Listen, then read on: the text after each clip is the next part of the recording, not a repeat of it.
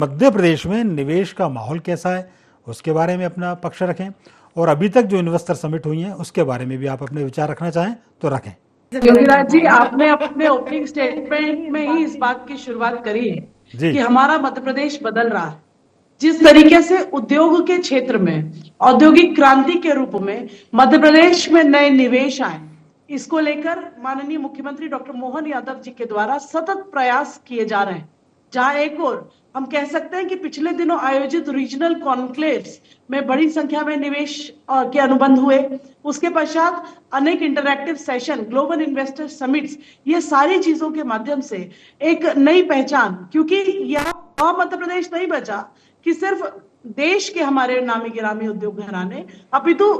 दूसरे देशों के भी लोगों ने अपनी भागीदारी के माध्यम से यह हम कह सकते हैं कि मध्य प्रदेश अब अंतर्राष्ट्रीय पटल पर भी अपनी एक अलग पहचान रखता है। निश्चित तौर पर माननीय मुख्यमंत्री जी की दूरदर्शी सोच कि उद्योग के साथ, निवेश के साथ नई संभावनाएं बढ़ेगी, और हमने देखा कि लाखों करोड़ों के निवेश मध्य प्रदेश में आए हैं, बड़ी संख्या में रोजगार के सृजन हुए हैं, और जो पिछले दिनों तमाम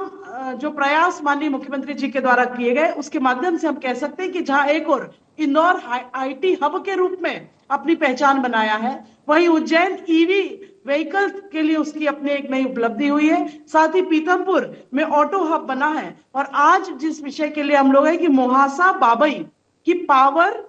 इक्विपमेंट हब, तो ये माननीय मुख्यमंत्री जी की उस सोच को पिछले दिनों माननीय प्रधानमंत्री जी भी दोहराए थे। पीएम मित्रा पार्क, फुटवेयर हब, इन सब चीजों के माध्यम से अनेक निवेश मध्य प्रदेश में आने का रास्ता साफ हुआ। और हम कह सकते हैं कि 2003 के पहले के दौर के कांग्रेस को भी देखा, जब मध्य प्रदेश बीमारू राज्य की श्रेणी में था, लेकिन आज मध्य प्रदेश अनेक संभावनाओं की श्रेणी में है। इसलिए रिलायंस, बजाज, तमाम तरीके के हमारे बड़े बड़े उद्योग घराने सहित आज सिंगापुर, जर्मनी, ब्रिटेन, अलग अलग देशों के भी लोगों ने मध्य प्रदेश की संभावनाओं को स्वीकार किया है। और इसीलिए ease of doing business, single window system, ये व्यवस्था जो माननीय मुख्यमंत्री जी के द्वारा करी गई, ये वाकई उद्योग के क्षेत्र में निवेश को आकर्षण करने की पहल है। और इससे हम कह सकते हैं कि आने वाले समय में लाखों करोड़ का इन्वेस्टमेंट होगा। 10 लाख करोड़ से अधिक की योजना आने वाले 3 से 4 वर्षों की माननीय मुख्यमंत्री जी की दूरगामी सोच है, और जिसके माध्यम से हम कह सकते हैं कि लाखों